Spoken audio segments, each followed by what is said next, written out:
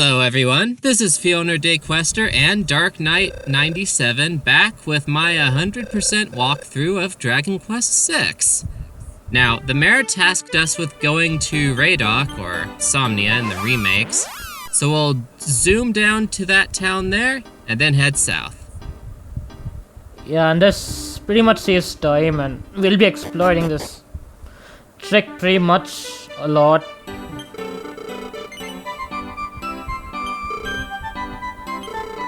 Also, the fan translation doesn't pick up on this, but his comment there was a little more classist. It was like, "Now, I know you're from Weaver's Peak, the country of bumpkins, but do try to behave, okay?"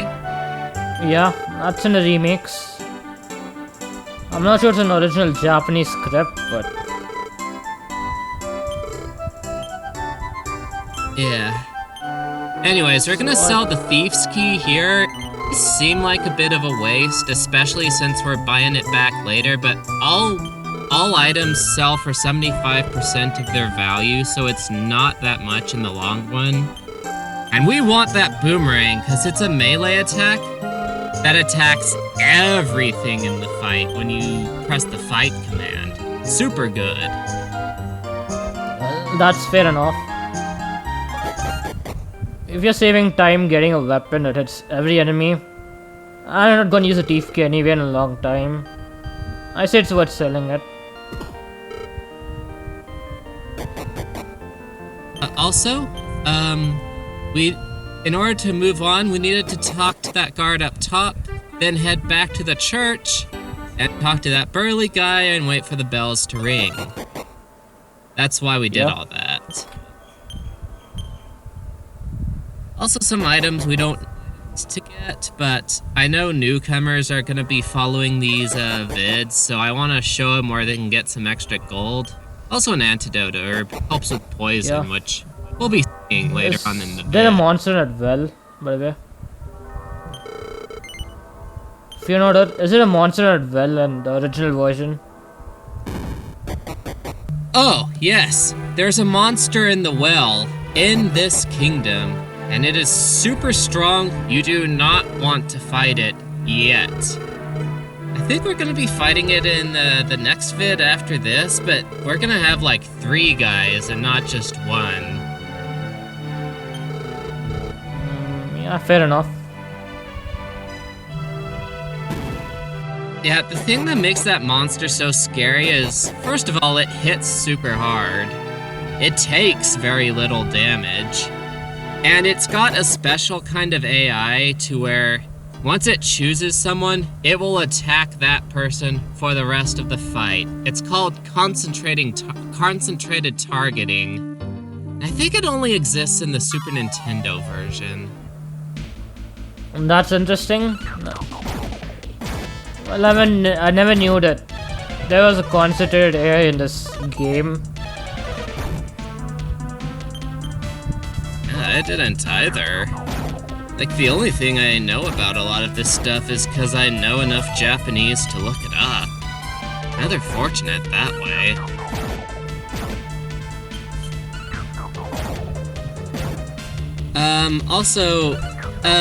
If you notice that the boomerang does progressively less damage as it goes through the targets, I think the multiplier is 100% for the first target, 80% for the second, 75% for the third, and it's something like that. You're wondering what also, jumping you know in why games. we left. Yeah, I know. Basically saving time by not fighting the boss on the top of the tower. Yeah, because this is a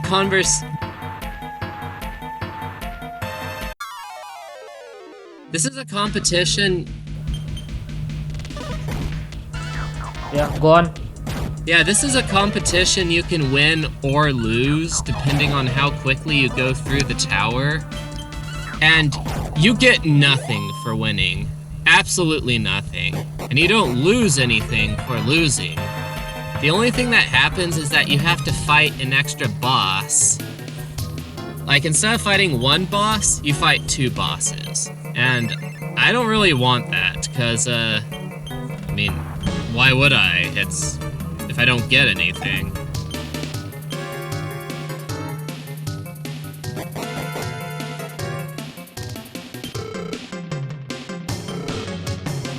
That's the first boss.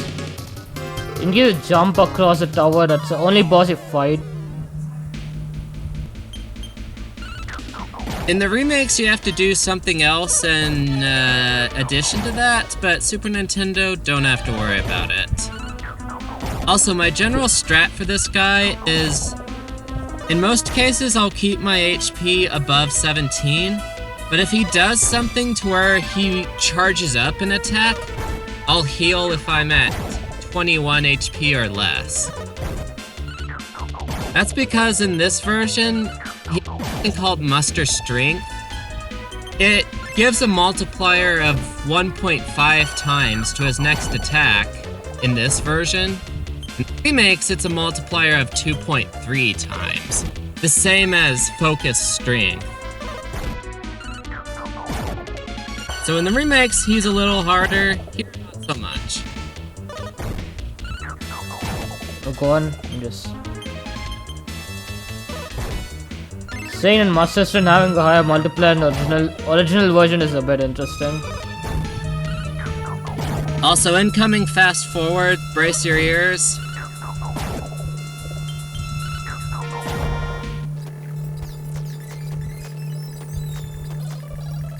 Yeah, I mean, it's just two guys whacking each other upside the head, so at a certain point I just kind of like, okay, we get the point, let's move along. Well, fair enough, that saves time. Anyway, if the boss uses Focus Strength, you might want to parry just to raise the damage. This is basically simple, just observe the tiles and find a way to push you to the stairs. Also, the reason I paused in front of Carver there was because in the remakes, you also have to talk to him in order to skip the other boss. Because, like, you'll talk to him, he's like, well, best bud, I guess may the best man win, and then he'll go on through. Yeah, that's not a condition, right? And this gold ring, it boosts your defense by 5 points. We don't really need it, we'd skip it if we were going purely for speed, but it's early game, we're still kind of weak. I like the safety measure. Fair enough.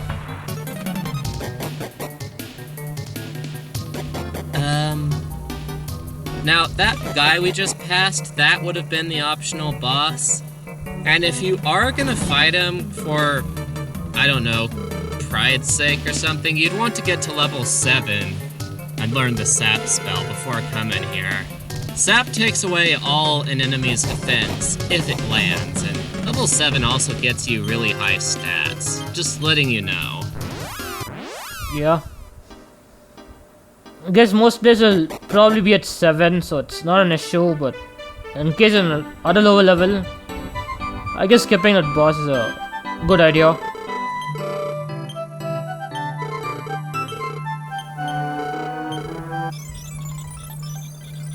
I wanted 5 warp wings, and, you know, so picture that action, but done 4 extra times.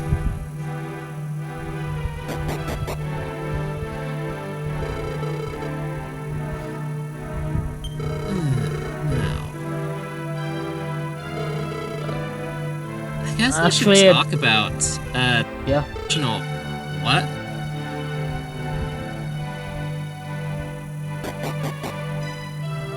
Darkman? Yeah, I'm there. Go on. It's kind of funny you can explore a castle regardless of.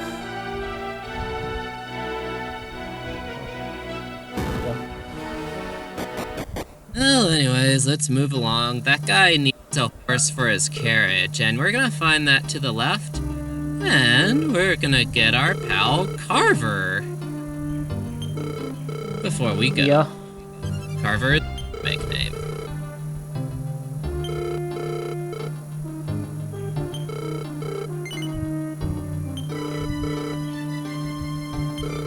don't you like arrogance in people too? You know, it's like, I saw Dark Knight 97 in the creator's content hub, and I just thought, man, that guy's a stuck-up. He'll be perfect for my Let's Play. Well, that's nice of you. Thank you. Anyways, here's a new mechanic to the game, the tactics system. Now, basically you have 5 options to choose from, not including the manual one, follow orders, where you just select everything for everyone. You have show no mercy, which does as it's implied. Do your best, which is a mix between offensive and defensive moves. Back me up, or basically it means you're on your guard, they're always keeping you alive. Something exclusive to this version called Save Life, where it's kinda like Back Me Up, except it's only healing. And... is there a third one? Oh yes! No Magic, where it's basically just show no mercy, except it's all melee attacks. All of these have a use, especially in the remakes. In the Super Nintendo version, the AI settings, if you choose them, affects everyone besides Rex. Whereas in the remakes, you can pick and choose who's on what setting, like, Carver could be on Show No Mercy, another guy could be on Back Me Up, a third could be on No Magic, and coupled with a much smarter AI, it's actually really useful in the remakes. It's part of the reason why I consider the Super Nintendo to be notably harder, because you don't get that flexibility in this version. What do you think about AI? Yeah, fair enough. Well, there's one thing the AI doesn't consider regardless of the version. It doesn't consider long-term damage, so... say if Ashland is gonna use Oomph and you're gonna deal a lot more damage on next turn. The AI doesn't consider that. Or if you can use Focus Strength to amplify it even further. The AI doesn't consider that either, so it best use it for random encounters to save time. You pretty much want to be in control of your party members when you fight them, a boss or a hard enemy. Or do you? Because the player know better ways to exploit, yeah. The players know better ways to explore the game, so pretty much. Now, depending on how they play, of course. Now, you say that, but... well, for example, let's say you have Carver at 80 HP, but the enemy slings a spell at you that reduces him down to 20. Now, you didn't have any way of knowing that he would use such a spell, specifically on Carver, right? Yeah. So, it's definitely going to use healing spells, but you're not going to damage in the long term. But see, here's the thing about... that's a bit of an advantage if you place on a healer. now, here's the thing about AI, though. Now, when you choose options, you just sort of choose all your options without knowing what the enemy is gonna do. The AI, however, chooses its options in the moment, which means it doesn't make its choice until it gets its turn. And sometimes the enemy goes and takes its actions before your ally gets their turn. So, if someone is on focus on healing, and Carver gets reduced down to 20, the AI will react to that, and heal up Carver. Or, if nothing happens to Carver, it will do something to attack the enemy instead. The AI is a bit clairvoyant that way. Did you know that? Yeah. It's a bit of an advantage and a disadvantage. You probably want to keep your AI on a healer and probably keep follow this on your damage dealers. Yeah, now, especially in the Super Nintendo version, the AI is a lot less flexible and a lot dumber, so in this version you'll want to be on follow orders a lot more, but for the remakes, I will be putting in the description what AI settings I think are helpful for which bosses. Also still skipping a lot of battles, cause it's basically... We have 2 melee attackers, so it's still just whack the enemies upside the head till they die.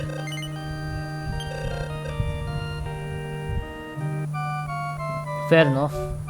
Also taking a bit of a nap here, for free. We don't really need to, but I thought it would be cool to show off for anyone who doesn't know about it. Yeah.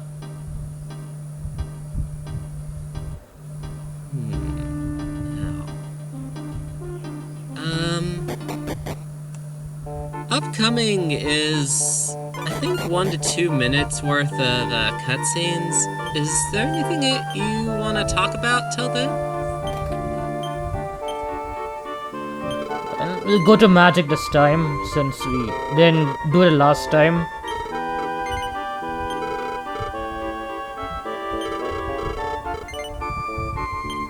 So, I'll start offense spells.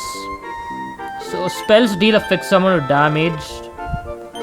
This in general is a double-edged sword, since you deal a consistent amount of damage regardless of the enemy's defense unless they have an immunity to it.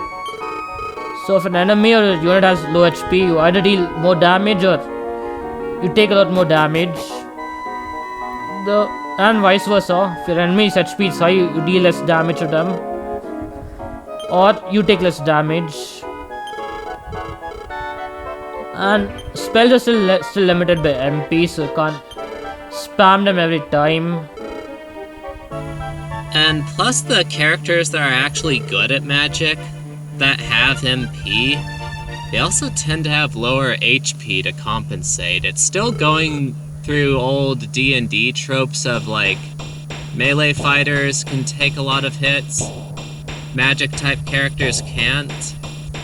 Except there's something that kind of puts dedicated magic users at a big disadvantage, and we'll go into that as it comes up. But as for a hint, it's to do with the job system.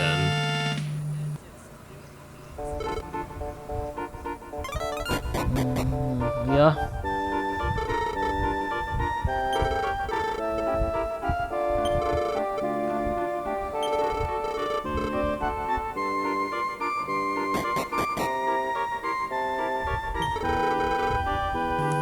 I guess I should mention that in regards to that well monster we mentioned earlier, you can do it with Carver and Rex.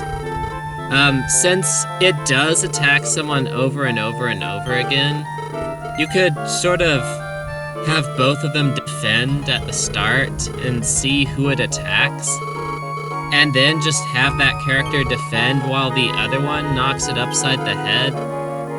But that still takes a while, and the only thing you get out of doing it that early is a seed of strength, which an extra point of damage.